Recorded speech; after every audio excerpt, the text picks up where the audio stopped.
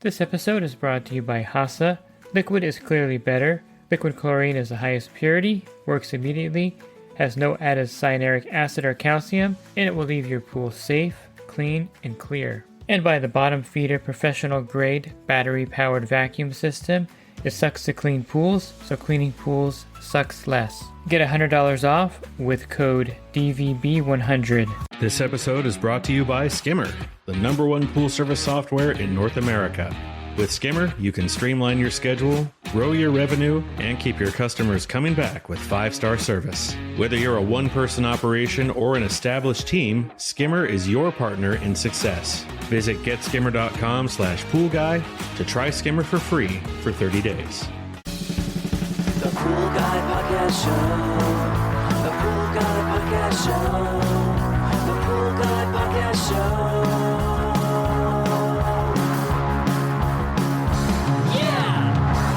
Hi, welcome to the Pool Guy Podcast Show. The question today is, would you hire a company if they had a 1 or 2-star review? Would you eat at a restaurant that had a 3-star review? And the answer probably is no, you wouldn't. And so today I'm going to talk to you about your reputation and why it's a bad idea to ignore potential negative reviews.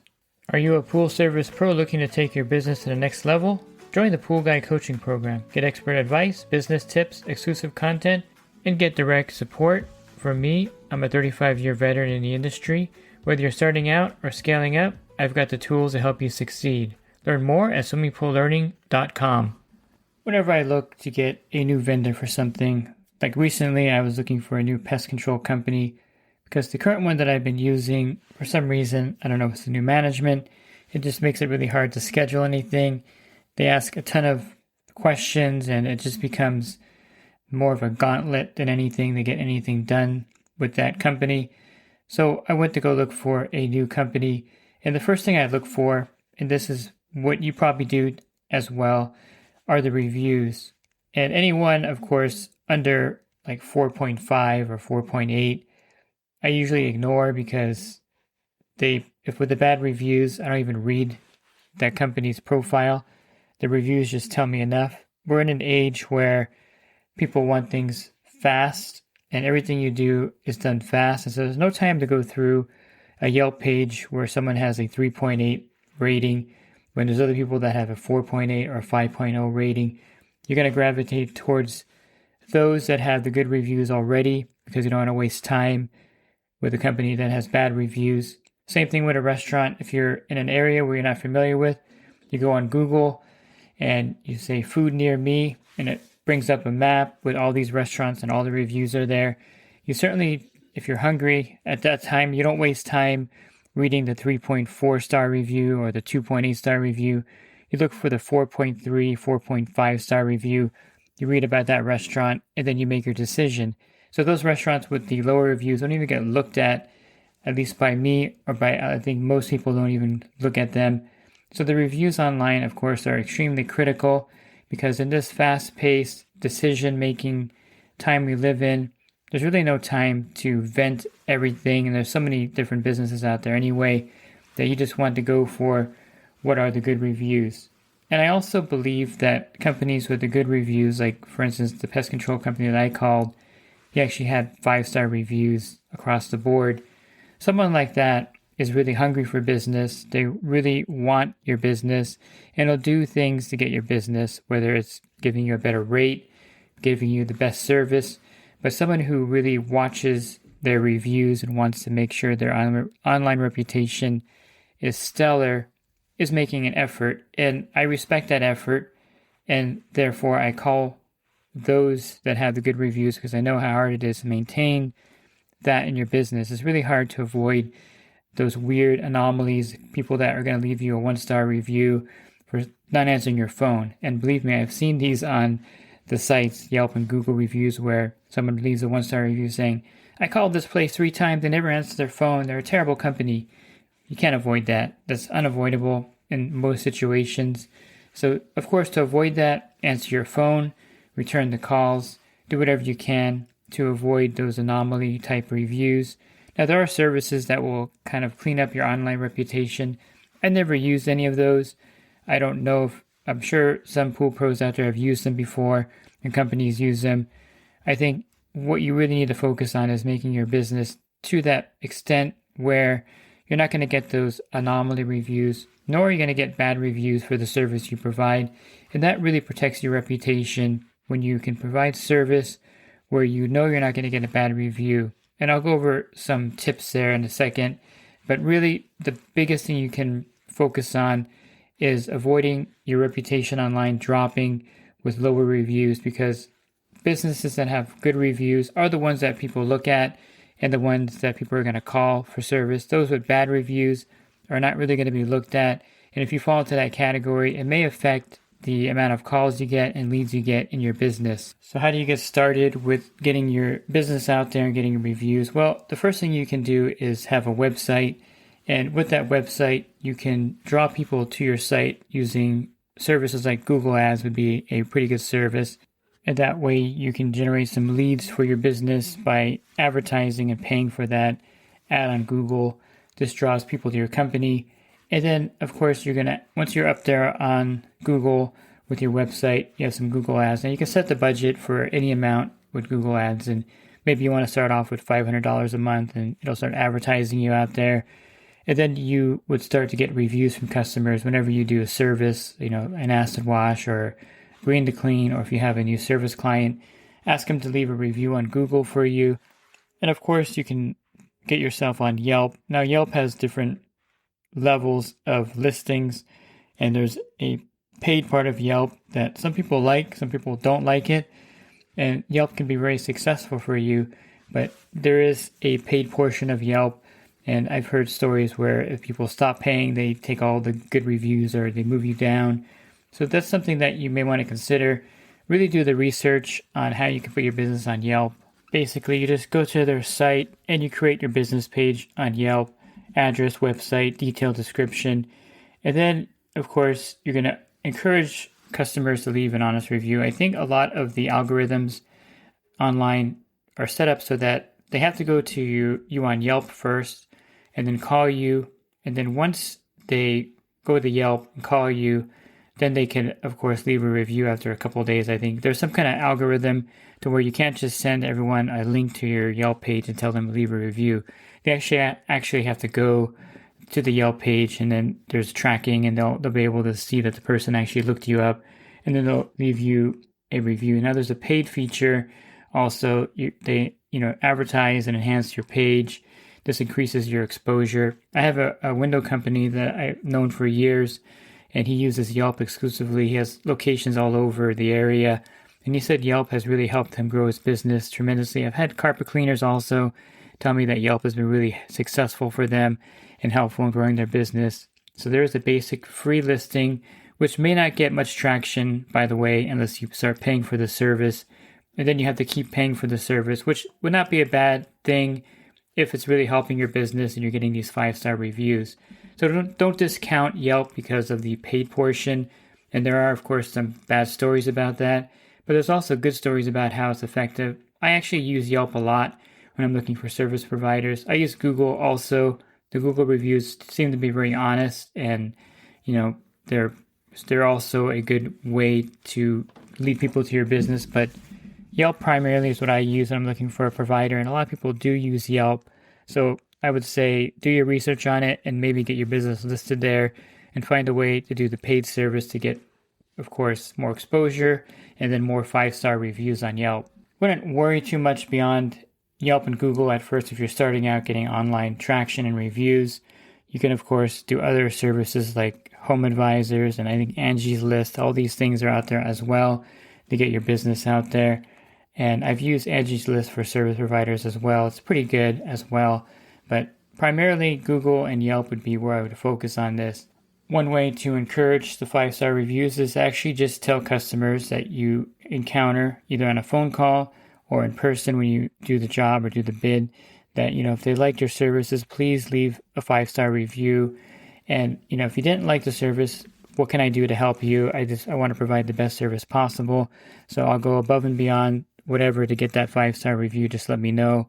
And that kind of attitude is really important because you don't want to ignore the review aspect of something, I think you leave yourself open to a bad review or maybe even a negative review if you don't address the fact that you are desiring highly to get those 5-star reviews. And if the customer has a problem or an issue, you're going to address it immediately so that you can maintain your 5-star review status with them. And with future clients, you want to also promote the fact that you are a 5-star company. And there's nothing wrong with doing that or saying that. A lot of vendors that I use tell me that. They're like, if you can leave me a 5-star review, I'd appreciate it. If you can't, let me know how I can make that a 5-star review.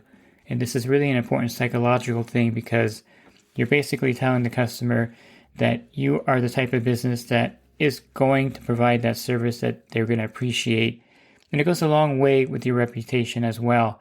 You know, when you personally interact with people, when they see that you're driven to be providing this great service, they're going to, of course, like you and like your business, like your service. And if you do have a problem at any point with that person, you can work it out. You know, I've had vendors that they get sick and they can't go do something, very understandable. And they'll reach out to me and say, you know, I was not feeling good this week. I missed the appointment. I reset it. And then I really appreciate that because I know that that particular person wants to maintain that 5-star status. If they didn't, they would not even bother to call me and tell me that they were sick all week and they're going to reschedule things. They would just let things drop, which does happen with a lot of people. Answering your phones is another big thing. I mentioned earlier about those 1-star reviews from people that say, I tried calling, I never got a call back. This is really important. Calling people back is like key in this era that we're in. It's not like when I was a kid, there were no cell phones. There were these tape answering machines. And if your friend wasn't home, you would leave a note on their door saying, you know, I was here at 1 o'clock, come by my house, whatever. Or you would tell the parents, you know, you're looking for Jimmy. You would leave a message on these machines. And then maybe someone would call you back 6 hours later. It was a different era. Now, if you don't pick up the phone, they're going to call someone else immediately. They're not going to wait for you to call them back. And if they do call you back, you don't pick up the phone again, you open yourself up for a bad review. I'm going to be honest with you. I've seen them, and it does happen. So call people back. Let's say that even if they say they call someone else, I would suggest calling them back anyway. So try to be proactive there. You can't answer every call every time, but there is a way to capture those people and call them back. And just don't never not call them back because that doesn't look good for your business in any shape or form. The other thing that you can do is when you do meet the customer, your professional attitude and your appearance are really important. I'm a big fan of uniforms, having a professional uniform, being out there and showing that you are a professional. You know, if you show up at a bid in shorts and a t-shirt and flip-flops, that could be your personality, but that may not win you that bid, and that may not be the 5-star kind of service company that you appear to be based on that. The plumber that I use always wears a button-up shirt uniform with his name on it, his company. Of course, his truck is wrapped. That's really important to have the appearance of being a 5-star company when you show up at the bid or when you show up at your service accounts. You have that appearance of looking like a professional company.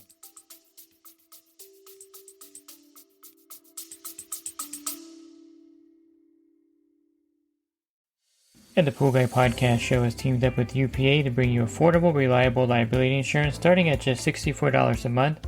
Get up to $2 million in coverage, and the members of my coaching group get an even lower rate. Protect your business and your peace of mind. Sign up with UPA today by clicking the link in the podcast description. I'll tell you right now that when I go to restaurants, my biggest pet peeve is the restrooms. If the restrooms don't have paper towels or soap, they look really bad. They're not clean. You know, it looks like they're tiled from the 1960s. The sink only has cold water. That really affects my attitude towards that business, and it makes me think that if they don't care about their bathrooms and how they look and updating them and keeping them stocked up, then they don't really care about the customer. And it's a true thing. It's just weird that those restaurants with nice bathrooms, like Cane's, for instance, has really great one-stall bathrooms. They're always clean. You know, it's a great appearance. In-N-Out Burger, they try their best with all the volume they have to keep the bathrooms clean. But if you go to a mom-and-pop restaurant and the bathroom looks like it hasn't been cleaned in a week and there's no supplies in there, that has an effect on your thinking about the food quality and the restaurant quality. I went to this restaurant in Pasadena, California.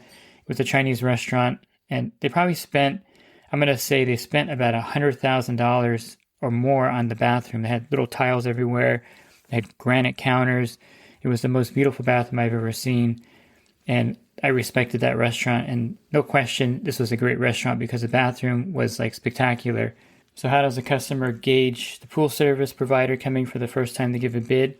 Well, they gauge it based on how your truck looks. It doesn't have to be wrapped necessarily, but it should be a newer model truck that's fairly clean, and how you appear to them. Your appearance is everything, your first impression.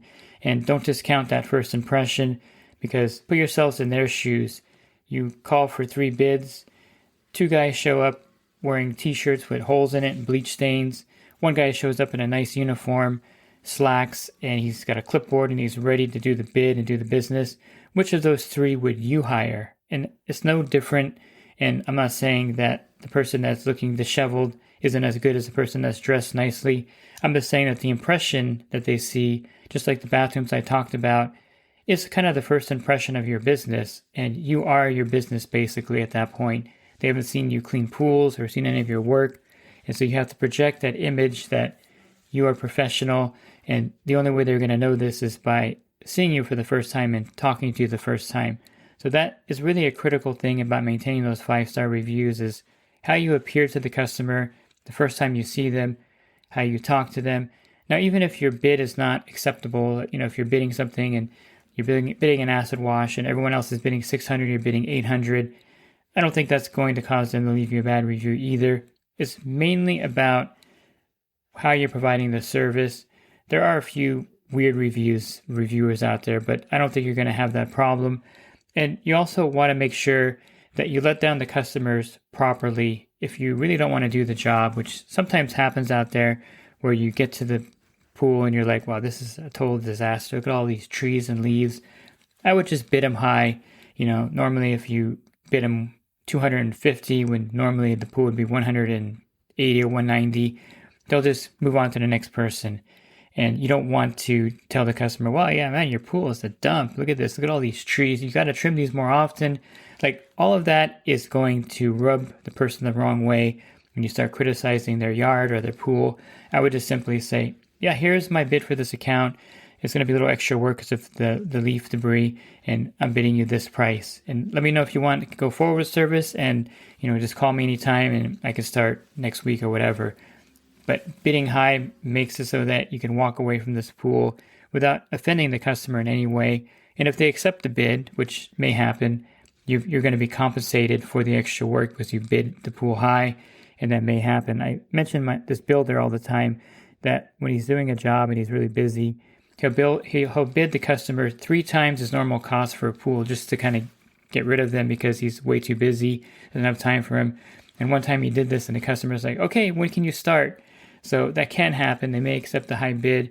But again, you want to do things to where you're not going to offend the customer in any way while you're doing the bid, because that could lead to one of those weird negative reviews. If they hear you cursing, I've seen a review before for an asphalt company, and I think there was like 2 people that reviewed him, and they both said the same thing. Like, the guy had the foulest mouth I've ever heard. He was cursing when he was talking to me. My kids were there. That could lead to a negative review. So anything you can do to avoid kind of those weird 1-star reviews, do those things, because you never know what's going to happen or who's going to do that. And so keep everything business and formal. Don't criticize anything. Don't overdo it. Don't overtalk.